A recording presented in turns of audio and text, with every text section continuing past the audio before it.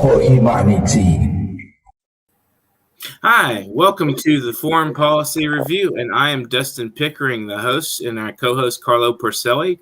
Today, our discussion will revolve around the Swedish healthcare system and why is the United States the leading exporter of death, that is, of firearms and destruction, and why are we not taking care of our own as the Swedish have in their healthcare system. We have people dying of severe illness, suffering, and there's a lot of confusion, especially now economically, and it's hard to come up with solid answers. So we want to discuss these issues a little in depth, as well as Trumpism, January 6th insurrection, and the various aspects of this in our national life, how this has affected the United States of America and the world at large and how they view us. So it's good to have a Swedish component. We have a guest, Bengt Björklund, who will also give us some perspective as to how he feels and thinks about January 6th and Trumpism in general.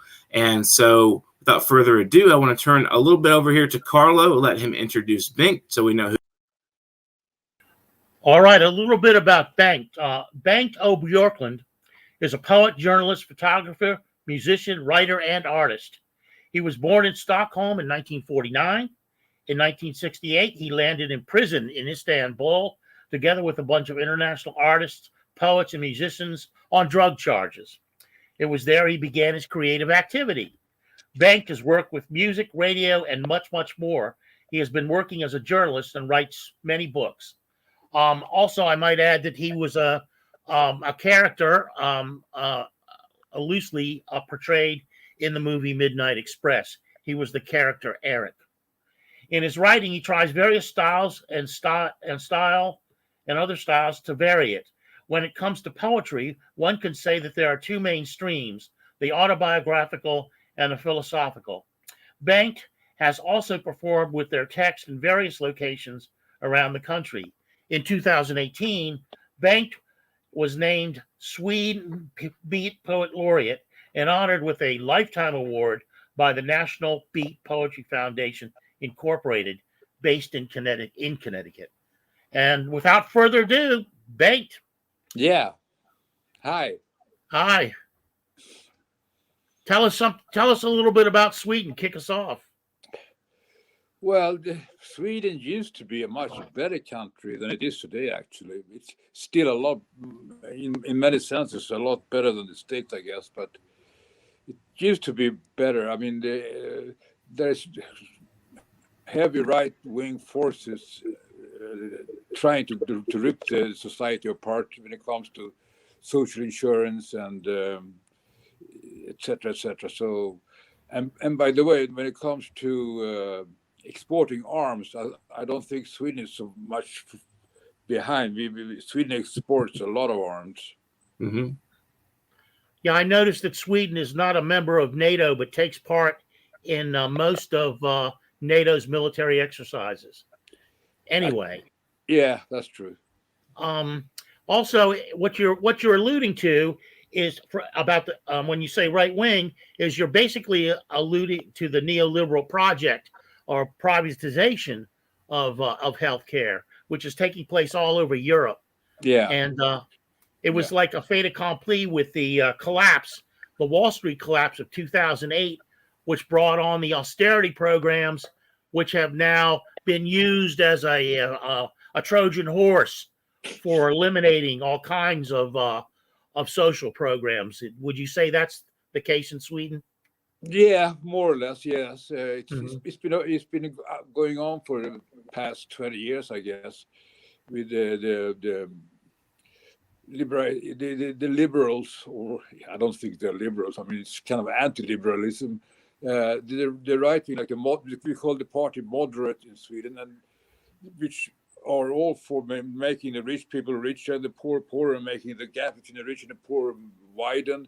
That project's been going on for quite some time now. And then we have a new player, the Swedish Democrat, which is like based with this. It's a party that started as a Nazi party, but today says, "Oh no, we have nothing to do with a Nazi anymore." But anyway, they are very anti-immigrant, anti. Yeah. So Yes, go on. My curiosity is, when it comes to the healthcare system in Sweden, how is it run? What are the features of it as opposed to the United States, which is highly privatized with insurance companies? Well, in Sweden, it has been for a long time now that the state takes care of the bill. When you go to the doctor, you pay a maximum of 300 kroner. That's about less than $30 for a visit to the doctor. And if you gone to the doctor for like 10 times, then it's for free for a year. Interesting. Yeah, here I believe our premiums and so forth cover some things, but it's like, I go to the doctor, I have Medicare or Medicaid actually. So I'm covered, pretty much by the state, but most people are not. And from what I understand, when you go to the doctor, it's like a $75 fee just for a regular checkup, things like that. It's, but then there are people that can't get their medicine. I actually had a personal friend of mine that made a national story who's both him and his mom died of diabetes because they could not get the insulin they needed when they needed it. And it was they even someone put up a GoFundMe and it didn't work. It didn't bring the funds in that were needed. And some people even said that was a fake GoFundMe. Someone was trying to take the situation and rip them off. But I don't know all the details on that. But yeah, there's a lot of people that are sick and they can't find health care. And I'm reading a lot about the racial disparities lately. I've been reading a lot about how, for instance, they're saying, I just read this article from CNN that when the infant mortality rate for Black children is much higher than it is for white children all across the board, and in the United States, they're saying that it's very strange statistic that when Black children are born with Black doctors and they're caring for them, they have a higher rate of surviving. But when we transfer that with a white doctor, they have the same infant mortality rate. It's like 3 times the infant mortality rate as white children. Things like this, and it's like I personally don't understand how that works. I'm very confused about these kind of subjects and. I'm looking at that, and then they say that when a white child is born, it doesn't matter if it's a Black or a white doctor. It's just, it's roughly the same, infant mortality rate, which is much higher than the Black children, the Black infants. There's things like this that really confuse me as to what's going on with, in general, with the discrepancies and confusion with the healthcare system in the United States. It's I see that looking at the infant mortality rate, that we have better infant mortality rates than a lot of other countries. But at the same time, we shouldn't, when we look at these racial disparities, it's hideous. Something has to be done. And solutions I've heard proposed are more Black doctors, which makes sense, to me, that, we want to empower those that have been disenfranchised historically. And, I think our history has borne out that Black people have been treated pretty unfairly in the United States, and it's been rough on them in general. And we're just barely kind of recuperating, it seems, from a lot of these problems. So I don't know how you guys feel about that. I'm just curious how Sweden, which is, I understand it's constituted racially almost in the way the United States is. When it comes to what I've read, anyway, I don't know if you can confirm this, Bengt, that it's mostly white people, but it's, like in the United States, it's like 60% of white people. So, or, European descent or whatever, so I'm not sure if there are any of these kind of disparities that exist in the Swedish healthcare system, if there's things that also need to be addressed there racially, or if this is something that America, that we are facing ourselves that is unique to our situation. I think in Sweden is getting more racial by the minute. Wow. Mainly due because of this last player on the party, the Swedish Democrats, which are anti-immigrant party and if you're not white, you shouldn't be here. So right. we had a lot of immigrants. So I mean, the population in Sweden now is very, especially in Stockholm and the big cities. It's a lot of mixed population. When it comes to healthcare, the healthcare system don't care.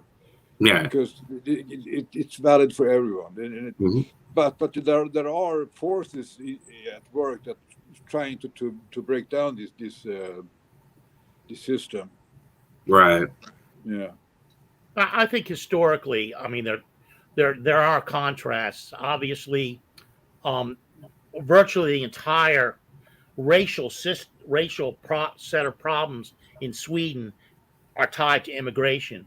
Whereas in the United States, we had an indigenous population, Mm-hmm. which underwent several attempts at genocide. Mm-hmm. And then, of course, we had slavery, where people, against their will, were brought here. They weren't rushing to get to places like Sweden for opportunity. They and fleeing U.S. foreign policy and European foreign policy in their own countries that was destroying it, beginning with the colonial times, beginning with taking magic markers or pencils or chalk and saying, this is a country and that's a country, without taking into account the people inside these artificial boundaries. Especially the Middle East comes to mind, Sykes-Picot, that sort of thing. But yeah, right. Colonialism, those are profound Basically. differences between the two problems. But how is the pandemic playing out in Sweden? Good question. At the moment, it's pretty cool. I mean, everything is open now, and you are free to gather as many as you want anywhere. I mean, the football stadiums was like 50,000 the other day. Wow. So everything is open now, but there is still the virus is still going on. I think like 80% of the Swedes are vaccinated by now. Yeah, I see where U.S. citizens cannot go to Sweden now, though, or many actually can't go to really any place in Europe. You guys are smart. Don't let us in. Don't, you know. Our rates are about 60%, I've read, something like that. You know, then they're doing the mandates and stuff, which I'm personally against forcing people to get vaccinated regardless. I mean, I'm personally against it. I would rather people freely choose by getting the free information and they read it and they understand this is probably necessary for them, because I don't think forcing someone to take some kind of health care is a good idea. You know, even in this case, and that's my opinion, that's where I stand, you know. But I do understand there's implications to the national life, to the world life of this pandemic and what it's doing to ravaging the economy. Even, you know, if we keep going this direction where we're still fighting this pandemic, and, you know, it seems to be relaxing quite a bit. But, you know, I've heard a lot of talk of what they call the Great Reset. I don't know how is the policy there in Sweden in regard to the recovering from the pandemic? Well, the government has given a lot of money to all parts of the society. I mean, to big companies that couldn't work out, and they have given money to the culture sector. And I got some money because of the pandemic, because I'm an artist. Yeah. I'm sorry. I wouldn't get money as being an artist in the United States. I never get anything. No, they take money from us because we're artists, you know. Yeah, they not only take money from us, they pretty much ignore us. Yeah, that's right. I think I've always said artists. We don't have any money. Groups. Yeah, we don't have any money. They can't. What can you take from me but my life and my livelihood? Yeah, there's nothing to take from me either. Listen. Except there's a lot of stupidity in the United States around this pandemic, and I'll just give you one example. There's a very, very, very popular podcast. It's called The Jimmy Dore Show here in the United States. He has nearly 1 million subscribers. And so he puts up this thing about this woman who was denied a kidney transplant because she was not vaccinated. And he tried to make a big thing of this. We don't know if it's true. So, yeah, plus it's probably fake news. But of course, my wife saw right through it. Rosalie saw right through it. And she goes, oh, look at this. This woman is going to trust this guy to take her fucking kidney out of her body and put a new one in, but she doesn't trust the vaccine. That's how stupid Americans are. They are stupid. The conspiracy theories surrounding the vaccine are You got this guy Malone. You got this guy, Dr. Malone, going around saying, well, years later, you could develop a hiccup from the vaccine. You know, these aftershocks of disease of one form or another. So don't get the vaccine. So all he's saying is, die today. Don't wait. Just die today. Don't get the vaccine. Die today. But consequently, we have 750,000 deaths in the United States. I know. How stupid is that? Yeah. Let me put it this way. I read in the newspaper that, like in Sweden, the people in the intensive care today for the pandemic, for the virus, it's like 90% of them have not taken the vaccine. And I read the same numbers goes for the States too. I read in Texas, it was like over 90% of the patients were unvaccinated and was seen. And then you got people that are coming in for other health issues that can pick up the virus from just being around in that atmosphere, and it's pretty frightening what potentially could happen. You know, I mean, our government, I'm in Texas, just full disclosure. I'm in Texas, I'm in Houston, and our government's crazy. They're all about free enterprise, right? Free enterprise, give business this, business that. But now they're saying we're forcing you to not comply with mandates that say if the government says that the companies must fire workers who are not vaccinated or something of that nature, we're forcing you to say no. We're forcing you not to do that, not to follow this protocol. And this is, they're telling private businesses what to do essentially, but that's against the very nature of private enterprise, and they're, in theory, what they say, and business should be allowed to pursue their own ends. And so if a business says, we want you vaccinated if you want to work here, and the government says, well, you can't say that, that's a violation of the principle. So what principles does it stand for? It just seems like pointless, enraged rebellion against common sense. But private enterprise is an interesting topic because, I mean, right. how far are you going to allow man to pursue his freedom? Does it involve guns, machine guns, selling drugs, killing Why people? Not? Let's do it. I'm a free man. I'm allowed to kill anyone I want. Is that a kind of within bound? I mean, I'm in favor of private enterprise within boundaries. Everyone's we all have our selfish aims at times, but when you get to the point where your aims are engrossing other people's needs and wants, and you're infringing on other people by your greed by taking more than your fair share, that becomes a problem, And then these guys saying, we're all about private enterprise, but we're going to tell your business you cannot mandate that your employees be vaccinated.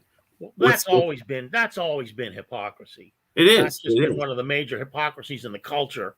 Those people don't mean it. There is a dimension that I don't understand because Bengt, the last figure I saw about unvaccinated people and who was dying in hospitals, it was 97.44% of people who were dying from COVID in hospitals were unvaccinated. Almost 100%. That's the last figure I saw. Right. Same here. And the harm it's doing to other people. Exactly. And it's just and then you can watch Fox News. Everybody at Fox News is vaccinated. That's right-wing channel we have, owned by Murdoch. Everyone is vaccinated, from the security guard down in the lobby to the broadcaster to the anchor up there in the studio. They're all and they're tested twice a week. Otherwise, you can't work at Fox. Yeah. So you tell me, but the irony is, every fucking night, Fox gets on the air and tells people not to get vaccinated. Now you tell me, and people listen to them. It's kitchen rebellion, is what it is. It's like we're protesting government and authority, and it's silly. You're right. Remember, Trump said that it was just the flu. Yeah. Yes. See, I can inject Clorox into my veins and cure it apparently too, as in sunlight. I inject sunlight into my veins, I'll be fine. I've been. You can go, Carlo. You can compare him to Bolsonaro in Brazil. He too said, it's just Bolsonaro, yeah, another maniac. Bolsonaro is being indicted for how you say, killing a lot of people.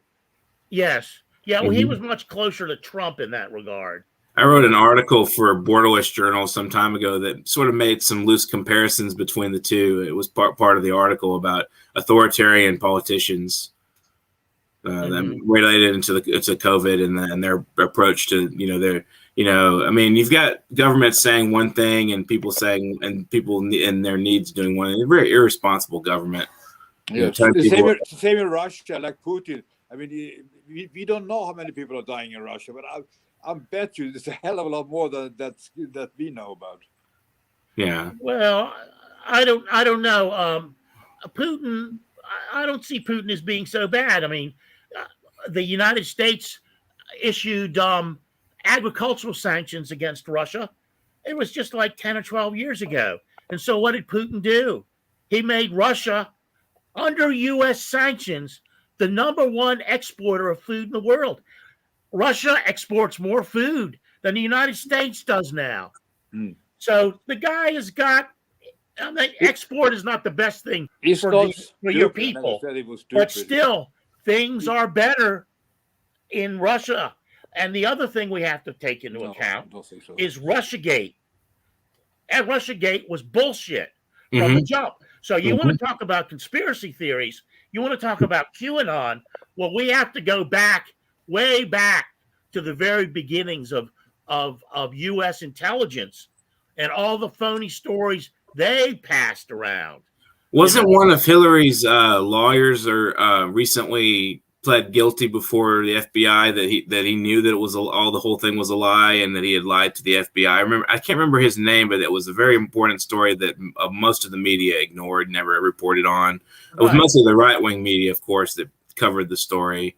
It's on the Federalist, for instance, and a lot of blogs, and I mean, people would say that, well, it's a conspiracy, but I've seen the documents, the court documents, and so it's true. It's a true story. That, I mean, the Russiagate thing was definitely.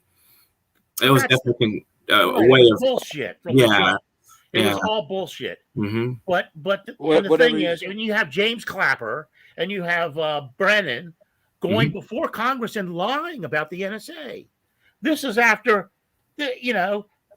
Snowden's already given the documents to WikiLeaks. We already know they're lying, but they do it anyway. And the corporate media goes, "Oh, they're so wonderful." Look at Colin Powell. That fucker, he lied in front of the UN about the Iraq War, and he knew it was lies. He knew it was lies. So what do you expect these people from QAnon? They want to be in the game. It's like you said, people like me, we've been protesting all our lives. We've had that little rush all the time. I was down at the Venezuelan embassy going head to head with the fucking pro-Guaido demonstrators who are not pleasant people. Let me tell you, and so I've had that rush 1,000 times. I can understand what they're getting. The thing is that in that big QAnon list, like I was telling Dustin last week, you have things that are legitimate, like pro-Intelcro. Jeez, I can't. Pro-Intelcro. Yeah, and MK Ultra. Now, those are real conspiracies.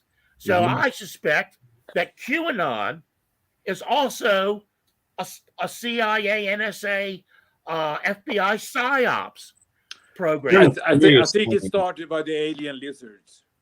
Yeah, absolutely. The dragon people from the cannibalistic volcanoes on Mars, probably. Yeah. One thing that's interesting, and we mentioned, and as I mentioned at the beginning, what is the appeal of Trumpism in general? I mean, we have so many Americans involved in him, and I wanted to say, in relation to Carlo's comment on Colin Powell, is Trump actually said the same thing that Carlo said, and the left fired away at him for that. And I think, in my opinion, it's like I didn't vote for Trump. I didn't vote for Biden either, by the way. But I don't support Trump in the most case. But sometimes he says things that are just like they're against the mainstream narrative, and yet they're true in some way. And so I think a lot of times that appeals to people. They're like really frustrated with being fed all this crap by the corporate media. And Trump fires away and says something like, Colin Powell is not a hero. He led to the Iraq War, the stuff like that. And then sometimes he says some pretty dumb, really dumb and vicious things. And I think sometimes it's hard to distinguish between what he's saying that he believes and what he's saying for attention, what he's saying to fire at the media to get them off his back, whatever else, So we'll get into that after this brief break, and keep on watching the program. You'll learn some more. Thanks for watching.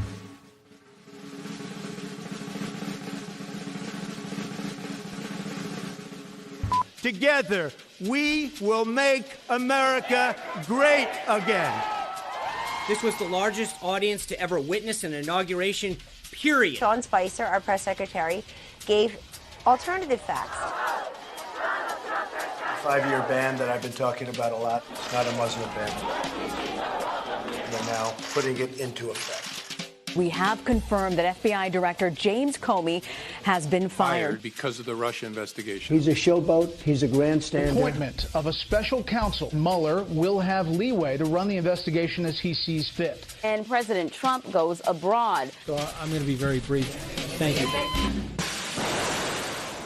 They will be met with fire and fury like the world has never seen. You will not replace us. But you also had people that were very fine people on both sides. The president has denied these allegations. Fake news. I watched the news this morning and they were all saying, will he sign it by Christmas? Tax cuts for American families. Happy New Year, everybody. President Trump is under fire. Quote, why are we having all these people from shithole countries come here? Was it hush money to stay silent? Yes. Still around $130,000 payment to Stormy Daniels. The Embassy of the United States here in Jerusalem. Growing outrage over how the Trump administration treats illegal migrants. Tenía 55 días de no ver. It's horrible and tough. But just remember, a country without borders is not a country at all.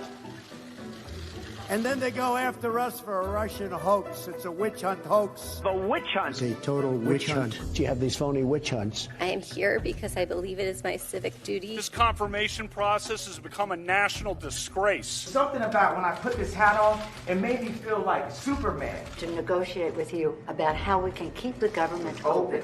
We're going to keep it open if we have border security. If we don't have border security, Chuck, we're not going to keep it open. The longest government shutdown in U.S. history continues. The president's former fixer and lawyer said he and Mr. Trump committed crimes together. He is a racist, he is a con man, and he is a cheat. Special counsel Robert Mueller's report on the Russia investigation has just been made available to the American public. No collusion, no obstruction. We decided we would not make a determination as to whether the president committed a crime. We were in Japan for the G20. We came over and I said, hey, I'm over here. I want to call up Chairman Kim. Representative Ilhan Omar, who's going to hit not only Florida, but Georgia, was going toward the Gulf. Syria, we're bringing our soldiers back home. That's a big thing. President Trump defending his July phone call with the leader of Ukraine. The call was perfect. There was no quid pro quo. I'm announcing the House of Representatives moving forward with an official impeachment inquiry. Article 1 is adopted. A U.S. airstrike has killed Iran's most important military commander. Qasem Soleimani ending his evil reign of terror forever. This nation is our canvas, and this country is our masterpiece.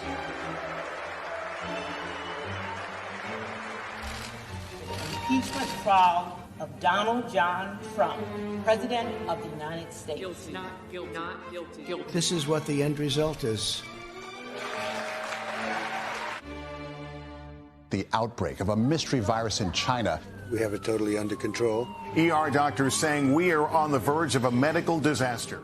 It will go away. Just stay calm. It will probably go away by itself. If we had a vaccine, that would be very helpful. Our country wasn't built to be shut down. Across this country, two crises have converged. Protests over the death of George Floyd and the pandemic.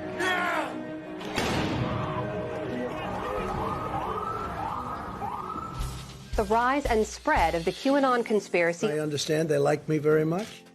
The radical left, shut up, man. You like me to condemn white supremacists and right Proud Boys, stand back and stand by. I mean, I have a mask right here, when I think I need it. The President of the United States tested positive for the coronavirus. I didn't feel so good, and now I'm better. Don't let it dominate you. The wait is over. Election day is finally here. CBS News projects Joe Biden has been elected the 46th president of the United States. It was a rigged election. The numbers are corrupt. They cheated and they rigged our presidential election, but we will still win it.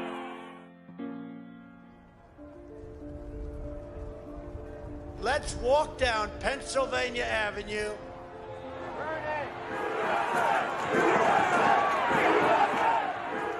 The most significant breach of the Capitol since the War of 1812. Twitter has permanently suspended President Trump's account. The President of the United States incited this insurrection. Take it now! He must go. The first president in history to be impeached twice.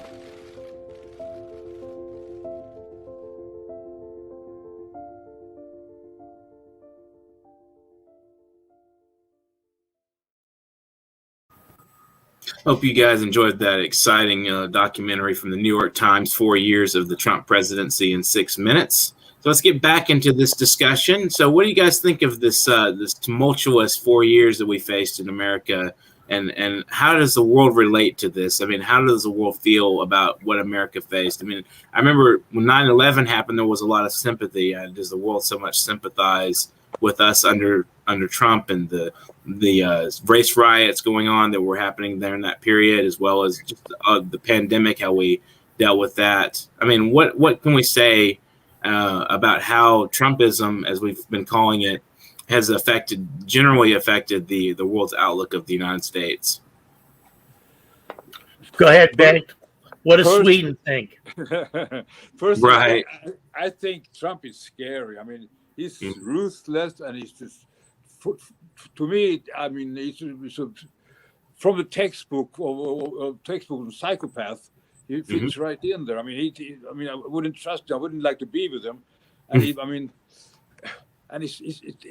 really is scary, I think.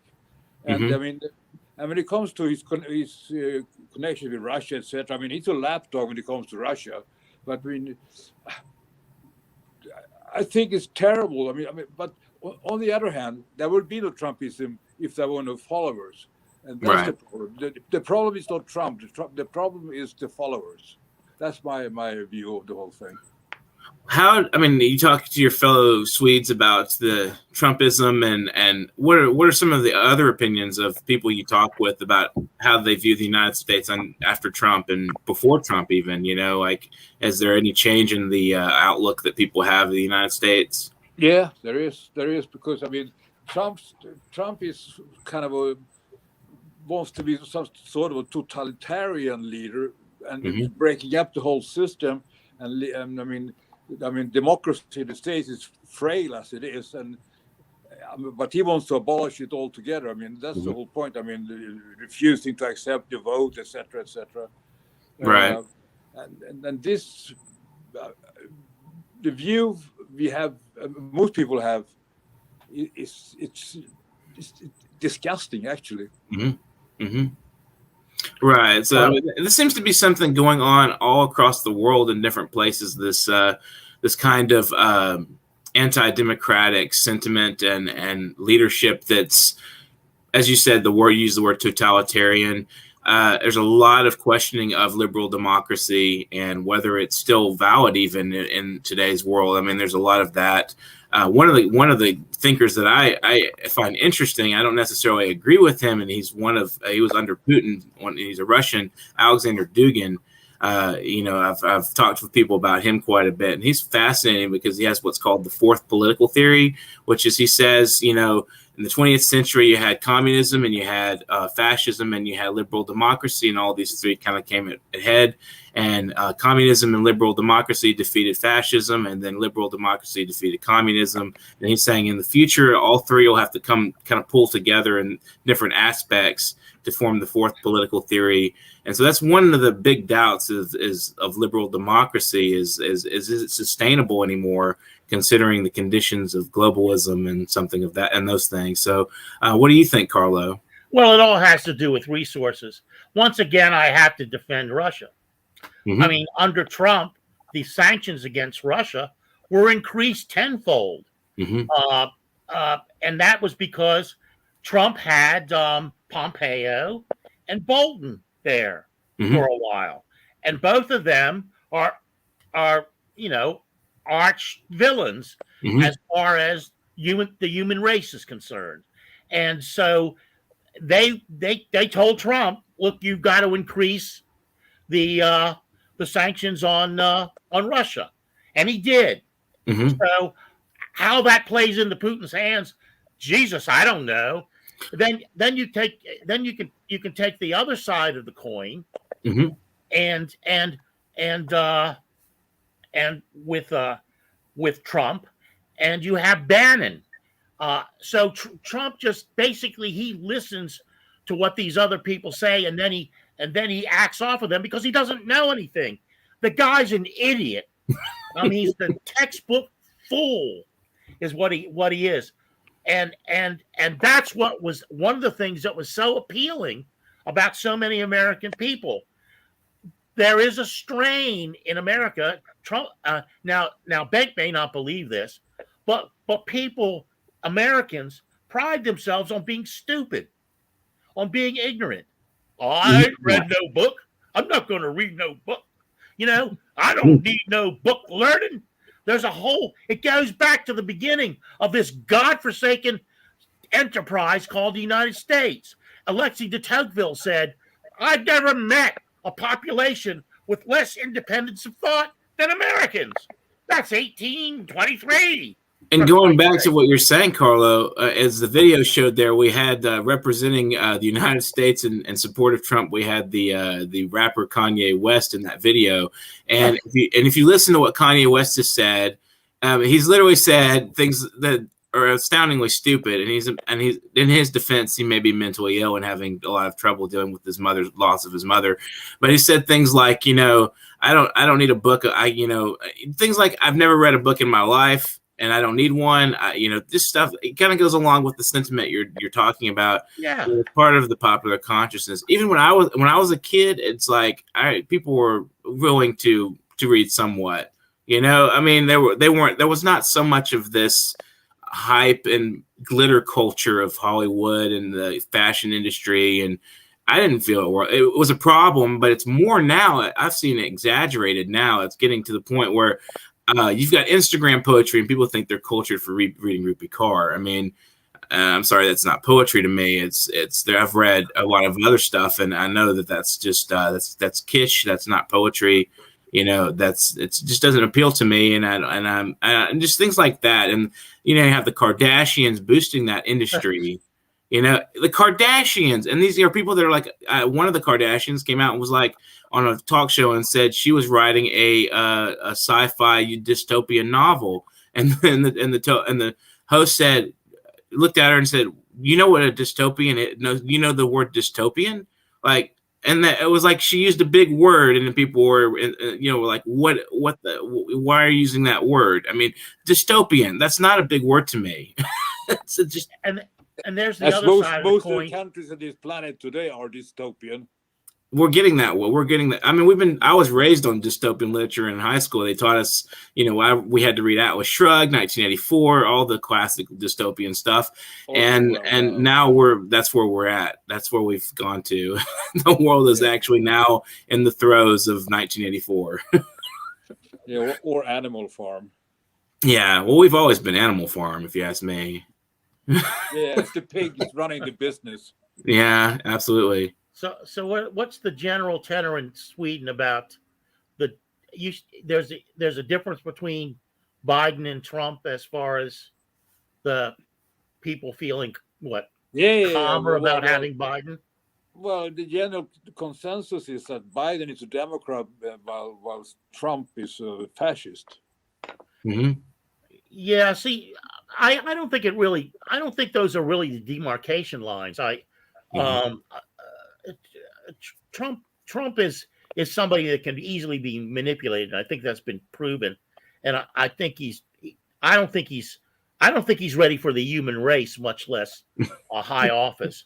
But when you come to Biden, I've been watching him closely, and my concerns are foreign policy, and he's done some pretty wretched things. I mean, he's ratcheting up sanctions on Cuba. After 62 years, the Cuban people have resisted Uncle Slimy up here, the Yankees, and now he's also doing the same thing in Nicaragua. But and Trump, like-mindedly under Bolton, and the CIA, they fomented another attempted coup in 2018. U.S. backed proxy forces killed hundreds of Nicaraguans. Hundreds. Americans don't know shit about that. And of course Venezuela. Once again, they're ratcheting up sanctions against Venezuela. They framed Lula in Brazil so that he was out. The similar things in Peru and Ecuador. It's like there's no change there. I was going to say it sounds like normal American foreign policy. Yes. Well, it's deeper than Trump, and right. But we probably should pay attention more to American domestic policy. And so, what do you guys in Sweden think of January 6th? The tourist tour. Insurgent tourists. Yeah, well, it was. I mean, me personally, I haven't discussed this with many people, and I mainly read what I read in American papers. I mean, like New York Times or CNN, or etc. And I watched all the videos in live, etc., when it happened. And so I can only speak for myself, and it looks pretty scary to me. I mean, a bunch of idiots just marching into the Capitolium. Mm-hmm. Mm-hmm. And screaming "Kill Pelosi" and things like that. I mean, and they weren't just anti-Democrat, quote unquote, the Democratic Party. There were people saying they wanted to go after certain Republicans too. Even Pence, I think, they even threatened Pence. Yeah, it was a mob. Yeah, it's an uncontrolled disaster. Luckily, there were no trees around. I probably hanged the nearest person in there. Mm-hmm. Yeah, they were talking about hanging Mike Pence, and they had a scaffolding, a noose outside the Capitol. Yeah, yeah. So, I mean, do you think that was a serious event that should be, taken into account? Yes, I do. First in American history, if you ask me. I can't think of anything that we can compare it to, really. Because nothing's going to be done about it. I can tell you that right now. Yeah, they're not. Yeah, they've looked into it. That I've read some readings about it, and they've said that they've pretty much exonerated Trump from any responsibility, and said that he had no doings in that. They've even said it was not really coordinated in any way, and it's like well, even if it wasn't coordinated, the people that participated should be called into account. And I guess there's so many thousands of people that stormed the Capitol that they can't really get them all. But they can make some examples. What was the guy with the horns and all this, and they called him the QAnon shaman? That guy. And he said, I feel so betrayed by our president because he's not defending me. He's not speaking out on my behalf. I mean, I think it was him and a bunch of others. What is this? What is this business about personal responsibility amongst conservatives? And then when you get in trouble, why isn't the president saving my ass? Right. Yeah. Right. And what a good judge of character he was. Yeah, the guy with the horns. What a good judge of character. What's Trump been displaying all of his life with disloyalty to other people close to him? Yeah. I don't think Trump orchestrated this thing, but I think but he was an instigator. I mean, he kept pushing people.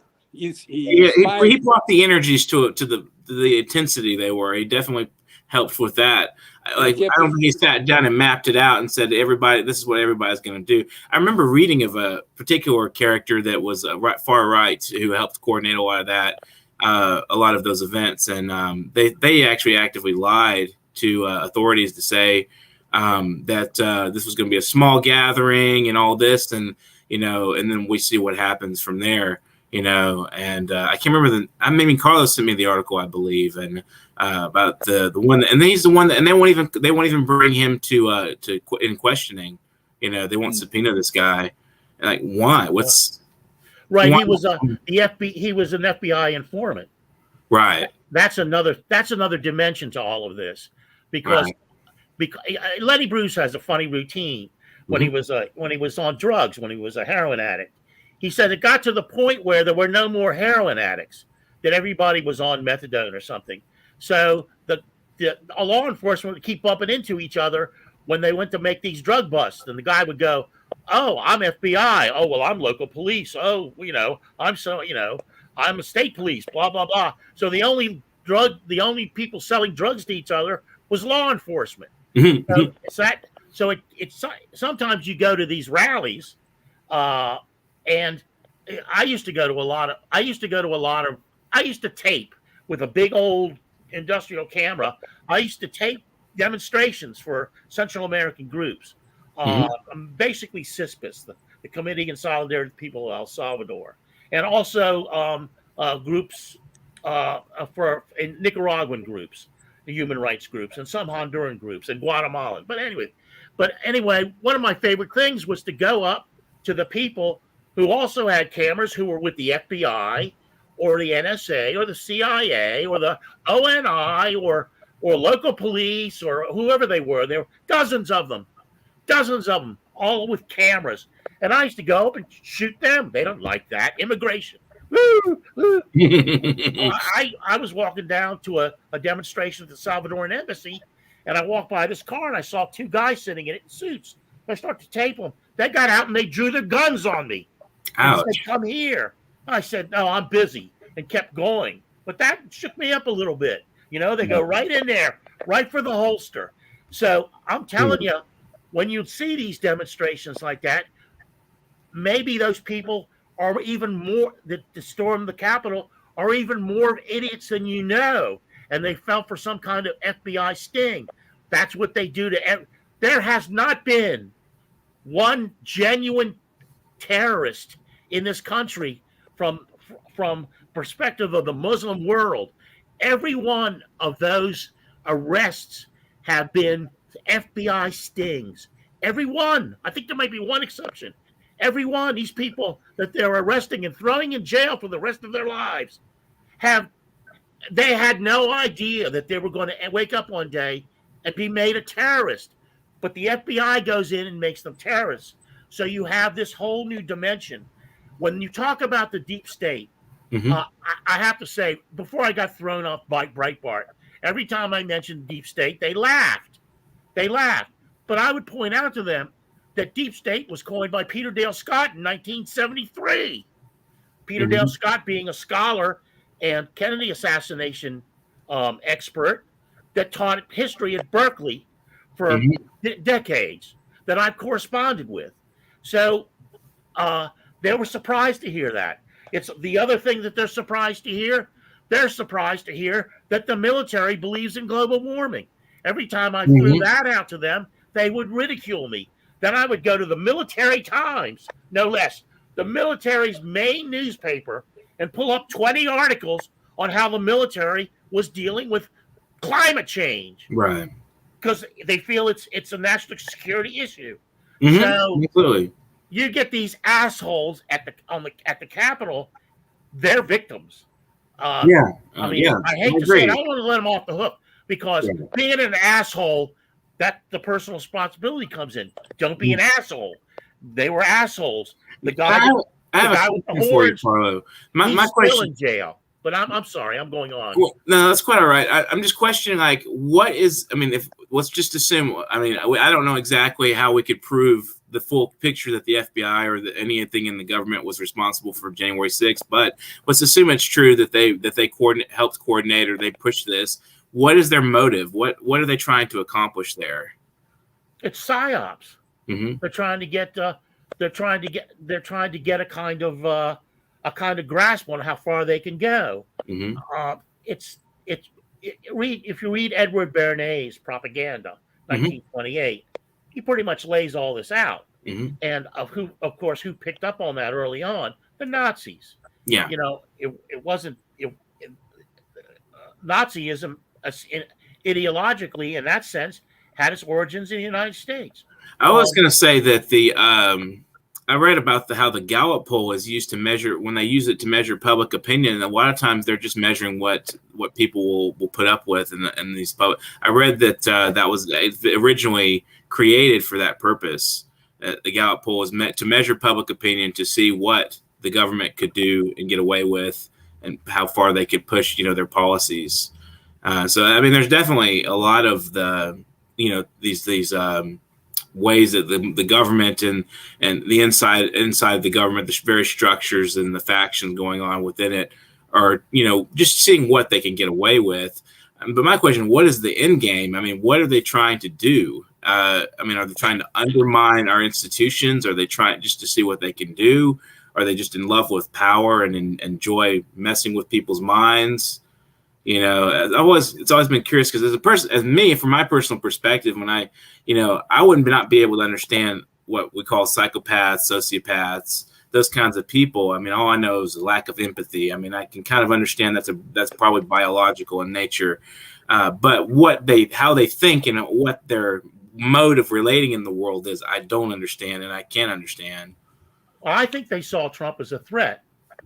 I think Bengt is right. I mean, Trump was like outside the game. He would say things that, Biden or any other president would not say. Those are within. There's things that they can say that are within, a considered context. But Trump would. I think that's why he appeals to so many people. Yeah. Sometimes he says and does things that are like completely against the status quo and kind of reveals. I mean, one thing I can give him credit for is that his administration, his presence in Washington undermined quite a lot of the corruption going on that a lot of us probably knew were there, but now it's like right in front of us. We know it's there. I mean, he himself is very corrupt as a businessman and everything else. But his presence in Washington, to me, watching those 4 years, I saw how the media lies so much and manipulates things, and I already knew a lot of this stuff. It's just that it was so blatantly obvious at that point, with the Russiagate and all these various. I mean, we obviously see that the government's is not a one big entity. It's not like one thing. It's like there's several little groupings in these what they call factions in the Federalist Papers. And this has been since the beginning of the, I remember Aaron Burr getting, the battle with Aaron Burr, whether we should have a centralized, national bank and all these other little issues that were not little issues, but issues in our history where these guys were fighting with each other within the government. They didn't all just agree, we're going to do this. It's not a unified conspiracy. It's like these guys fight with each other all the time. They argue and they get it. Sometimes people get in the middle of it, What do you think, Bengt? What do you think of that? I think mainly, I think the thing with Trump is that he gets his big support from being undemocratic. I don't know why this thing appeals to people, that breaking down the democratic values, the democratic system, it appeals to a lot of people for some weird reason. I don't understand that. I don't either. It's very strange. I mean, because democracy is about people's power, at root level, your right to vote, your right to be your own person. It goes hand in hand with market capitalism in a lot of ways. Some of those converge. I mean, you have the right to live your life as you please, but within certain restraints. So those kind of things, if you're pro-capitalist and anti-democracy, to me, you're not making sense, and that's what the Republican Party now is saying. We love capitalism because we can make a lot of money. We hate democracy because it limits our power. That's what's going on. Also, I think I have this feeling that the Trumpism is also based a lot on fear. I mean, see at the Republican Party these days, no one dares to run for any office as long as you don't have the endorsement of Trump. Because if you don't have the endorsement of Trump, forget it. Right.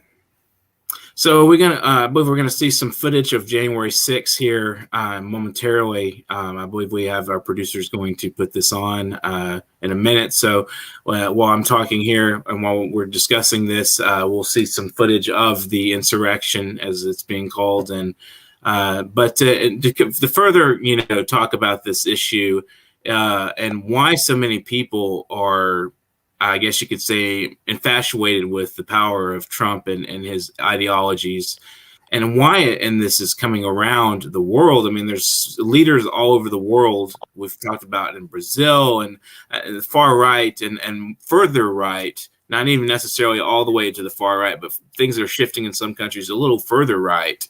Is there an economic motive? Is there some sort of economic problem that's being, as we mentioned at the beginning of the program with, some of the issues underlying the global recession that happened just before Obama came in, things like that. I mean, is there maybe some sort of economic reason people are angry and discontent and frustrated now? And with the Biden administration, which I'm not blaming him personally, but we've got gas prices going up. And that makes transportation more expensive. So price of a lot of goods are going up in the United States. And I mean, all this is leading to people to think our government's flatly incompetent. It doesn't know what it's doing. It's not Biden. It's really not there's no conspiracy on Biden's part to create higher gas prices for him or anything. She told me, but she did tell me that they were friends. She doesn't know Trump, obviously, but her grandparents and his grandparents were friends. And they from in New York, and that's an interesting aside. But yeah, I mean, it's fascinating how you look at the history of his business dealings, and a lot of times he's just ruthless, cutthroat capitalist. The race issues that not renting out to black people because they, for whatever reason, maybe they couldn't pay, or he just didn't, just was ruthless, cutthroat capitalist in the sense that. If you come and you rent from us, then the price values go down and all this, and so it's all about the profit motive again. But having the kind of social or health system you have is actually bad capitalism. I mean, the healthy population you have, the more money you make. Yeah, I agree. I totally agree. It's like saying, well, I'm pro-capitalist, but I don't want infrastructure. Well, then how am I going to drive to the store to buy what I need if I don't have a road or I don't have stuff like that? I mean, there's certain things the government should be doing, building infrastructure, keeping safe and protecting us against fire damages. And, I mean, things like that are just basically common sense. Why we you guys are thinking that there are Americans that can think their way through these problems. Right. I mean, look at this footage of Joe Manchin's hometown. It's flooded severely. First time in its history it's flooded like this. His hometown. And so they go and ask people their houses were destroyed. Do you believe in global climate change? Oh, no, global climate change had nothing to do with it. No. If you can't think that through, or if you're resistant to that, it's basically a fuck you situation. Right. But I'd like to throw one name out. I'd like to they're idiots. Mm-hmm. They're just and that's what the deep state does. It tries to measure the idiocy. That's their method of control. Look, my generation, as my wife is always pointing out, we were working class kids. I wasn't scheduled to go to college. I went to college because I didn't want to go to Vietnam. Mm-hmm. So, and I went to the state university where I didn't have to take the SATs. That's my story. We got educated. I started reading books. Mm-hmm. Fuck. I started reading Noam Chomsky mm-hmm. and Bernard Fall, and I learned all about Vietnam. And a couple of years, I went from like super Italian patriot, everybody in the neighborhood went to World War II or the Korean War. You know, war stories every time you got together for spaghetti and meatballs. Mm-hmm. So, but I found my way out of it. And then right after that, the CIA started putting drugs in the inner city. You had the crack plague. You had people sabotaging education in this country in every way that they could. It went up price-wise exponentially. So people like me, I wouldn't, there's no way I could go to college now. Right. So, well, now with that's being said, I mean, it's a wonderful way to close the show. Thanks, Bengt, for joining us today, and thank Carlo, you guys. Thanks to the viewers. Thanks, all of you guys. It's been a fun and an interesting conversation. I mean, we're learning quite a bit about measuring public consciousness. I mean, and how our the psyops and things like that, and what their intentions are. And it's just been interesting to have this comparable conversation of the Swedish system and the American system, and some of the various contradictions of thought in American thought, and why we should be thinking about these things, and why our value system is perfectly compatible with having a universal healthcare and healthy citizenry and things of that nature. So this has been the Foreign Policy Review, you guys. Thanks again. Thanks to our viewers. Subscribe to our channel. Don't hesitate at all. If you guys have questions out there, our viewers, throw some comments out to us when we're on live. Later on today, we will have the Literary Corner. So just join us on the New York Parrot. I'm Dustin Pickering. We had Carlo Parcelli and Bengt Björklund. Thank you guys again, and have a great afternoon. Who's the candidate? Who's the candidate? Who's the candidate? Who's the candidate? I know what it is to be a victim of police brutality, to fight for justice, for Amadou Diallo, Abner Louima, because I was there. Racial inequality is woven into the fabric of America. 2021, make your vote count now, count now, count now, count now. Vote now, vote now, vote now. Any card is a ballot now. We have to end inequality in our school and in housing, and ensure we won't have crime and gun violence destroying our city. This is our